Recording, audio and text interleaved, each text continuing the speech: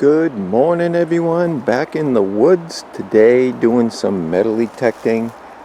Kind of got my really second signal that I dug. I dug one way over there a little bit when I first walked in. You can probably see the road over there when you first come in. It was a nail. I've been through this area a lot already, and where I found the knee buckle, the coin, the token or whatever that has a hole in it. So just coming back, I only got a couple hours, do a little clean up and go low and slow as they call it. So right now I just found me a rivet type thing, and I know it's kind of old because of the way it rang up. It rang up high, so it's probably brass versus iron or steel. So just thought I'd show that to you. And when I find something else, you know the drill. See ya.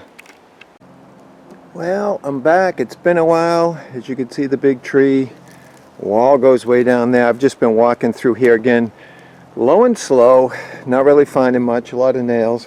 But I just came across this bad boy. Just wanted to show you something. I don't know if this is more modern or not. It still looks like it's hammered and whatever. Sorry, I can't see real well. I got a netting on my head because the black flies are pretty bad right now. So so that's what we got. So hopefully I'm back to the area, just so you know. I think it was right over there I found the knee buckle. Right over there I found the button in the last video. So I'm just going to go through this area again low and slow. I don't know if this was a trash area. I know further up there it's really trashy with more modern trash. And when I mean modern, I'm talking early to late 1900s. So and as a matter of fact, let me show you without giving you vertigo here. Right there at that pine tree, if you can see where my finger's pointing, is where I found that glass jar that was kind of blue, which we ended up putting sea glass in. So that's what I repurposed that for. So I know this was kind of a dump area, so I'm just going low and slow to see what I can find. Alright, see ya. Well, I am back. I want to show you this one, because I don't always show you the numbers. To be getting up that high, that can be copper or silver, but see how it's a little jumpy as I move? That's one thing you want to do. You want to go in two different directions. But that's a good signal. And like I said, I don't know if you can see all the ground all tore up. I've been through here. Now, I haven't been able to metal detect because we had rain for like a week. So again, that's why I wanted to come back out and do this area again, because the ground's going to change. And I was just cleaning up over there. I think I got actually a pork chop out of that hole last time I was here. So that's what I mean. I've been through here. So to miss something this big, you want to go low and slow, and it's not a big deal to redo your areas that you've done. So next clip, you'll see what it is after I dig it up. See ya. Okay, well, I dug the hole, came out of the hole. I don't know if you can see it right there. You probably can see the green. And I think it's another one of those rivets. I haven't pulled it up yet, but let me try to go over here. Yeah, I can see it on the back there. Not too much sun today, but it's another rivet with, let me put it on the rock, with some stapled animal. Looks like it still has some cloth in it. So as you can see, I got my gloves on today. One for the bugs. Two, poison ivy's back out, and I don't want to get that on my hand. So it's just like the rivet I showed you earlier. So that's why it rang up so good. It's solid, plus it's probably brass mixed with copper, because you can see the green patina on it. So I'm not so sure how good you can see it. I can't see real well because I got this head net on, but I'm thanking God for it, because all I see is all these little black dots all over it. The black flies are pretty bad right now, so I am grateful I got it on. So there you go. That's why it was ringing up so good. And like I said, I've been all through this area. Well, I guess it wasn't anything No material on it, just another type of rivet. So, and as I said, I've been all through this area, but when it rains, you know, it changes the dynamic of the ground. That's why I wanted to get back out today. I've been wanting to get out, but today it worked out. I can get out for a couple hours. So anyway, that's what we got. See ya. Well, I just found me something that if I hadn't found before, I wouldn't know what it was. Over there is where I was at that pine tree right up there. And I found that rivet I showed you, but you always want to rescan your hole. So when I rescanned the hole, I found a nail. Rescanned it again, I found another rivet.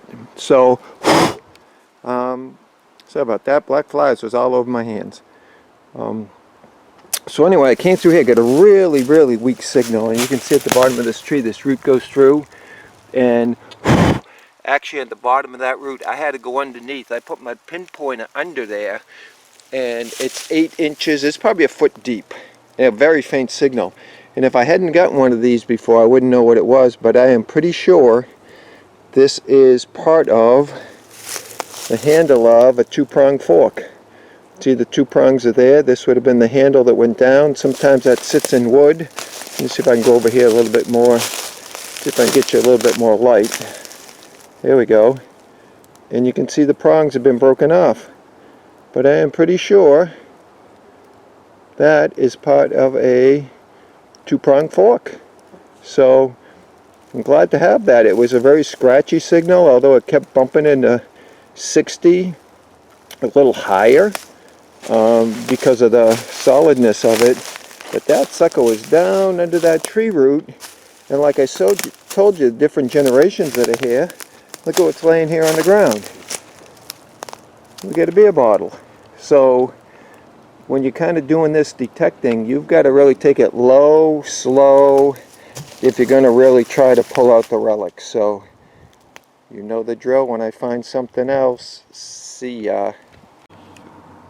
Well, I'm back from the short hunt. Instead of a tailgate wrap-up, we get a back step wrap-up because my vehicle has been in the shop for repair for over a week. So there is no tailgate. So, just a couple of things I showed you. These couple rivets, I actually found 3 of them. And then, what else? I didn't even see this thing out there that well. That's a spring. That's interesting. I didn't show you that when I found it. Looks like a spring. You see the grooves in it. But I'm not sure. I showed you this big piece of metal. These other 2 things I found on a previous hunt. Just found it in my bag. 2 pennies and this little copper ring I showed you. Big piece of iron. Another big piece of iron. Showed you this. I believe it's part of a 2-prong fork that broke off there. Didn't show you this. I found this. Not quite sure what that is. Interesting piece of metal. And rang up really good, so I think it's probably brass. You can tell from the patina. And then I had an adventure, and I'm going to show you my pinpointer. I dropped it in the woods, and I spent nearly an hour, the last hour, trying to find that thing. And it was a bugger. I was praying, asking the Lord, asking the angels, and finally just got frustrated and was almost going to walk out and say, well, I'll come back another day. But guided me over to it, found it. I'm grateful. So I hope you're having a great day. It didn't start out well. I drove all the way down to where I go metal detecting and forgot my shovel. Had to turn around, come back. Dropped the pinpointer out in the woods. Took me almost an hour to find that. And that was basically the haul. So maybe it was a day that I really shouldn't have went out. But anyway, I did. And it's always good to get out. So I hope you have an awesome day. See ya.